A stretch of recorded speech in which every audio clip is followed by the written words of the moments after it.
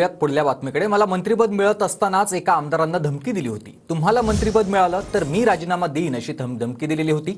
आता त्यांनाच मुख्यमंत्र्यांनी सिडकोचं अध्यक्षपद दिलंय. संजय शिरसाट यांचं नाव न घेता गोगावलेंनी हा खळबळजनक गौप्यस्फोट केलेला आहे. तर आम्ही नाराज नाही आणि गोगावलेंच्या मनात काही राहत नाही असं शिरसाट यांनी म्हटलंय. साहेबांनी आम्हाला विचारलं असेल काय करायचं. एक जण बोलला मी 12 वाजता राजीनामा देतो, त्याला समजवला, बोलला तुम्ही मंत्रिमंडळाची शपथ घेतली का? मी 12 वाजता राजीनामा देतो. म्हणून साहेबांनी कदाचित त्याला आता शेडकोचं चेअरमन पद केलं. लक्षात बोलले की आता काय करू शेड, तर मला मंत्रिपद नाही भेटलं तर माझी बायको आत्महत्या. आमच्या बायकोची काय